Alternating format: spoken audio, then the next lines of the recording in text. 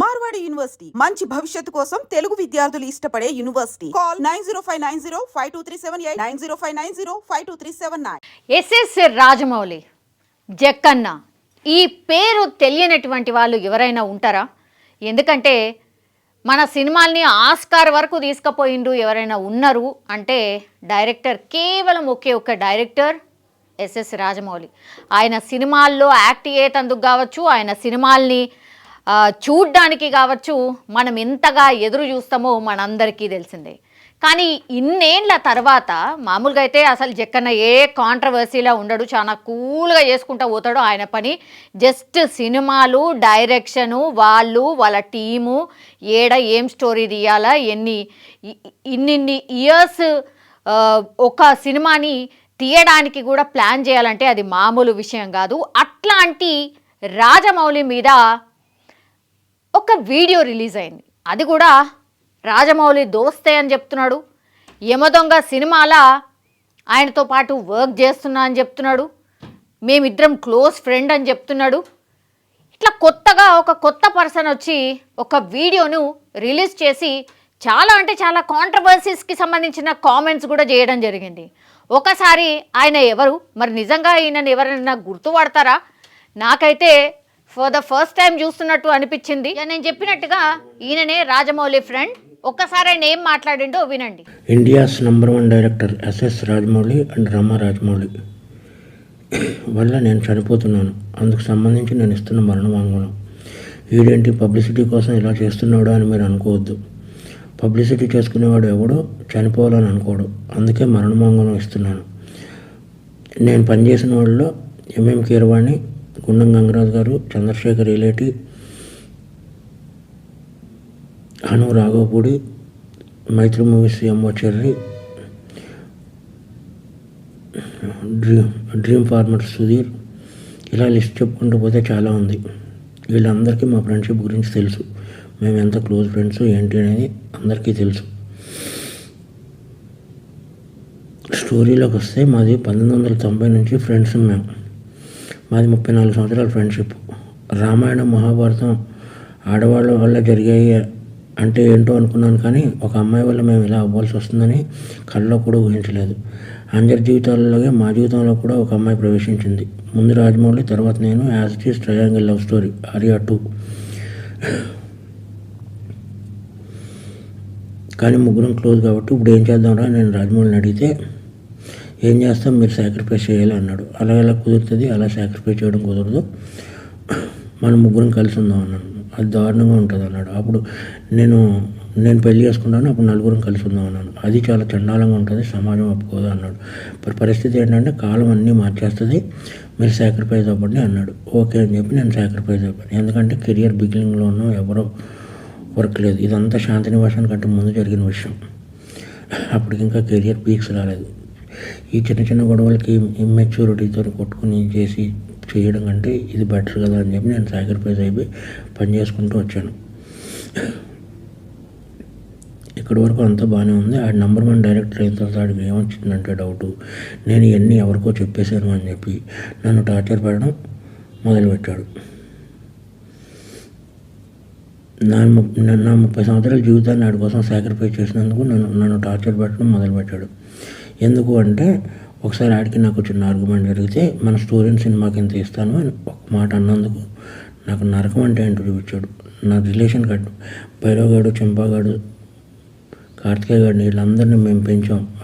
ఆడిని బాబా అంటారు, నన్ను బాబా అంటారు. మందరిని పెంచాం. వీళ్ళందరూ దూరం అయిపోయారు. నా ఫ్యామిలీ మొత్తం దూరం అయిపోయింది. ఎందుకంటే ఈ నంబర్ 1 డైరెక్టర్ అయ్యేటప్పుడు ఈ శాసించేస్తున్నాడు ప్రపంచాన్ని. శాసించేసి నన్ను చంపేయాలన్నంత టార్చర్ పెట్టాడు. ప్లస్ నేను గాడ్సన్ కాదు, ఆయన మహాత్మను చేయడానికి నేను శ్రీను. అందుకని చెప్పి నేను ఈ డెసిషన్ తీసుకున్నాను. ఈ డెసిషన్ తప్పు రైట్ అనేది నాకు పర్సనల్. 55 ఇయర్స్ ఎలాగ అయిపోయినాయి నాకు. 55 ఇయర్స్లో నో మ్యారేజ్, నో ఇది, ఓన్లీ సింగిల్ ఇలా బ్రతికారు. బట్ ఇలా నా వల్ల నా జీవితంలో ఎవరి జీవితం అవ్వకూడదని యూత్కి నేను ఇచ్చే సలహా ఏంటంటే, కెరియర్ని బిల్డ్ చేసుకోండి, అమ్మాయిల జోలికి వెళ్ళకండి. ఇది ఫ్రెండ్స్ నేను చెప్పదలుచుకున్నది. అందుకంటే ఏం లేదు. బాధ వస్తుంది. ఒక ఫ్రెండ్ వల్ల నా జీవితం ఇలా అయిందా? ఒక ఫ్రెండ్ కదా, ఫ్రెండ్ ఎప్పుడో అక్కడ అమరేశ్వర్ క్యాంప్ నుంచి మెడ్రాస్ వెళ్ళి, మెడ్రాస్ నుంచి వైజాగ్ వెళ్ళి, వైజాగ్ నుంచి హైదరాబాద్ వచ్చి ఎన్నో కలలు కానీ ఫైనల్గా నేను ఏ డిస్టర్బ్ చేయకపోయినా సరే వీడందరికీ చెప్పేసి ఉంటాడని ఒకే ఒక రీజన్తో నన్ను టార్చర్ పెట్టడం మొదలుపెట్టాడు. కాబట్టి మీ అందరితో షేర్ చేసుకుని అట్లీస్ట్ ఆడికి చెప్పినా అర్థమవుతలేదు కాబట్టి మీ అందరితో షేర్ చేసుకోవాలని చెప్పి షేర్ చేసుకుంటున్నాను. ఇది ప్లస్ ఇంకొకటి, ముగ్గురు మధ్య జరిగిన దానికి సాక్ష్యాలు అది ఏమి ఉండవు. నేను చనిపోతున్నాను కదా, సుమోటో కింద తీసుకుని లై డిటెక్టర్ టెస్ట్ పెడితే తెలుస్తుంది ఏది నిజం ఏది అబద్ధం అనేది. ఎవరైనా లై డిటెక్టర్ టెస్ట్ పెడితే నిజాలు బయటపడతాయి. లై డిటెక్టర్ టెస్ట్ పెడితే కానీ తెలియవు ఏం జరిగిందనేది, మా ముగ్గురు మధ్య ఏం జరిగిందనేది. ఎనీవే ఏదన్నా సాడ్ ఫర్. నా పేరు శ్రీను 1234 ఆడే వేసాడు యమదొంగకి. మీరు 7వ నిమిషం దగ్గర కనబడింది శ్రీను 1234. ఉప్పులపాటి శ్రీనివాసరావు ఎగ్జిక్యూటివ్ ప్రొడ్యూసర్, ఉప్పులపాటి శ్రీనివాసరావు 1234 అని. ఇది నా మరణ వాంగ్మూలం. ఇది ఇప్పుడు ఈ ఆడియో ఎంత వైరల్గా మారింది అని అంటే చాలా చెప్తున్నారు. ట్రయాంగిల్ లవ్ స్టోరీ అంటున్నాడు, నేనేమి గాడ్సే కాదు గాంధీ కాదు అంటున్నాడు. జస్ట్ మా ముగ్గురు మధ్యలో జరిగినటువంటి ఈ ఇన్సిడెంట్ ఆర్ ఈ ట్రాక్ ఆర్ ఈ ఎపిసోడ్ మొత్తంగా కూడా మా ముగ్గురికే తెలుసు. సో ఇది నేను ఎక్కడ స్ప్రెడ్ చేస్తానో అని నన్ను టార్చర్ చేయడం మొదలుపెట్టిండు. బికాజ్ ఇది బయటకు వచ్చేస్తే నెంబర్ 1 పొజిషన్లో ఉన్న నా కెరీర్ కావచ్చు, లేదంటే నా పేరు పూర్తిగా పాడైపోతుంది. కాబట్టి నన్ను టార్చర్ చేయడం మొదలుపెట్టిండు.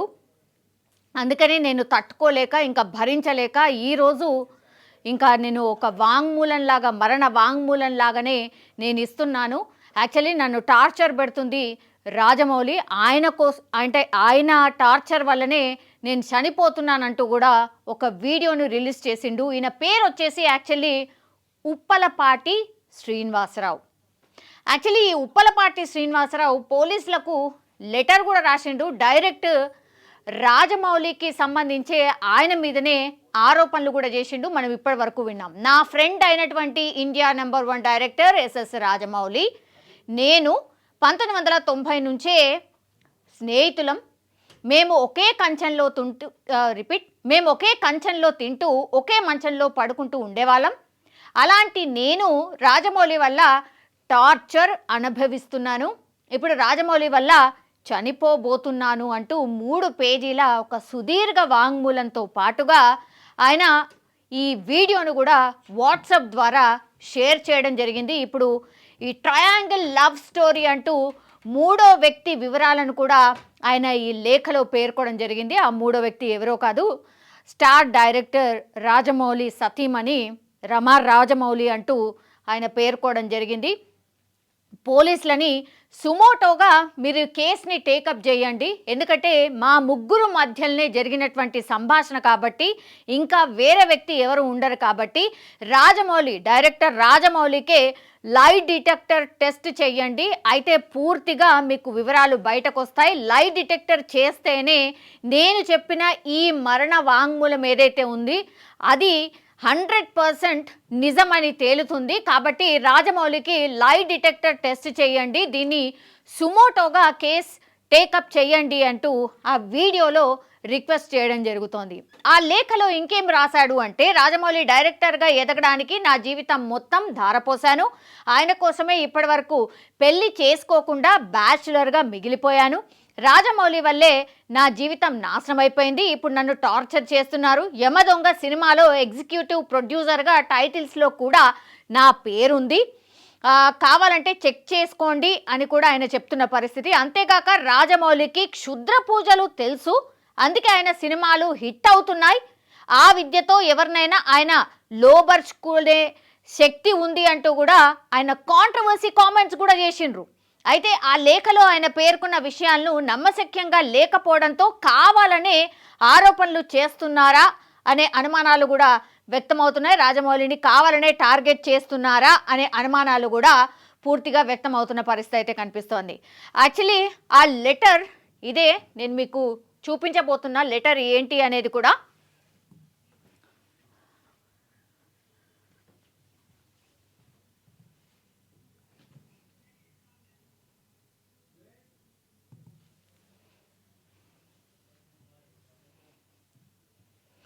సో ఇది ఆయన రాసినటువంటి లెటర్. ఇది చూడండి, మెట్టు పోలీస్ స్టేషన్ సర్కిల్ ఇన్స్పెక్టర్ గారు, మెట్టు పోలీస్ స్టేషన్ అంటూ విషయం ఏంటి, నేను చనిపోవడానికి కారణమైనటువంటి India #1 director SS Rajamouli and Rama Rajamouli మీద నేను ఇస్తున్న మరణ వాంగ్మూలం అంటూ ఇదిగో ఈ వీడియోనైతే షేర్ చేసిండ్రు. అట్లనే ఈ లెటర్ని కూడా మనం చూడొచ్చు. పూర్తిగా నెంబర్స్తో సహా ఇచ్చిండు ఎవరెవరు ఏంటి అనేది. మేమిద్దరం బెస్ట్ ఫ్యామిలీ ఫ్రెండ్స్ అని చెప్పుకోవచ్చు. సాక్ష్యాలను మీరు కొంతమంది సెలబ్రిటీలను నంబర్లు కూడా ఇస్తారు, వాళ్ళని కూడా అడిగి తెలుసుకోండి అంటూ కొంతమంది నెంబర్లను కూడా ఇలా షేర్ చేయడం జరిగింది. ఇది ఇప్పుడు పెద్ద దుమారమే క్రియేట్ చేస్తోంది అనుకోవచ్చు. ఎందుకంటే ఎవరు కూడా ఇట్లా ఇంత స్టార్ డైరెక్టర్ మీద ఎవరైనా ఇంత భయంకరమైన ఎలిగేషన్ ఏంటి, క్షుద్ర పూజలు తెలుసు అందుకని ఆయన సినిమాలు హిట్ అవుతున్నాయి, ఇట్లాంటి కాంట్రవర్సీ కామెంట్స్ కూడా చేయడం అసలు నిజంగానే కొన్ని అనుమానాలు అయితే రేకెత్తిస్తోంది. జెన్యూన్గా ఆయన మాట్లాడుతున్నాడా, మరి ఎవరైనా మాట్లాడిస్తున్నారా అన్న అనుమానాలు కూడా వ్యక్తమవుతున్నాయి. ఎందుకంటే కెరీర్ ఎప్పుడో బిగినింగ్లో ఉన్నటువంటి వ్యక్తి మధ్యలో ఇన్ని ఇయర్స్ గ్యాప్ తర్వాత వచ్చి ఇట్లా నేను మరణ వాంగ్మూలం ఇస్తున్నాను, నాది మరణ వాంగ్మూలం లాగా తీసుకోండి అంటూ కూడా ఆయన ఒక వీడియోనైతే రిలీజ్ చేసిండ్రు. అట్లనే ఈ లెటర్ని కూడా మనం చూడొచ్చు. ఇందులో నేను ఇంతకుముందు చెప్పినట్టుగా చాలా విషయాలైతే రాసినటువంటి పరిస్థితి. నేను ఇది సెకండ్ పేజ్, యాక్చువల్లీ థర్డ్ పేజ్లో కూడా నేను ఇంతకుముందు చెప్పినట్టుగా క్షుద్ర పూజలు తెలుసు, సినిమా అందుకే హిట్ అవుతున్నాయి, ఇట్లాంటివి కూడా ఆయన ఈ లెటర్లో రాయడం అయితే జరిగింది. ఇప్పుడు పోలీసులు మరి ఏ దిశగా ఇన్వెస్టిగేషన్ చేయబోతున్నారు, ఆయన ఇంకో అడుగు ముందుకేసి లై డిటెక్టర్ టెస్ట్ చేయండి, సుమోటోగా కేసు టేకప్ చేయండి అంటూ మాట్లాడడం కూడా కొంత కాంట్రవర్సీకి దారితీస్తున్న పరిస్థితి అయితే కనిపిస్తోంది. ఇంకోటి ఏంటంటే career beginning, actually Rajamouli career ఎక్కడ బిగిన్ అయింది ఏంటి అని అంటే తెలుగు సినిమా పరిశ్రమ ఖ్యాతిని ఎల్లలు దాటించిండు. అట్లనే అంతర్జాతీయ స్థాయిలో గుర్తింపు ఎవరైనా తెచ్చిన డైరెక్టర్ ఎవరైనా ఉన్నారు అంటే ఎస్ఎస్ రాజమౌళి. అది అందరికీ తెలుసు, చిన్న పిల్లల్ని అడిగినా తెలుస్తుంది. సో తీసింది కొన్ని సినిమాలైనా సినిమాలతో భారీ విజయాన్ని సొంతం చేసుకున్నారు రాజమౌళి. ప్రముఖ డైరెక్టర్ రాఘవేందర్ రావు పర్యవేక్షణలో శాంతి నివాసం అనే సీరియల్కి ఎపిసోడ్ డైరెక్టర్గా తన కెరీర్ని ప్రారంభించిండు.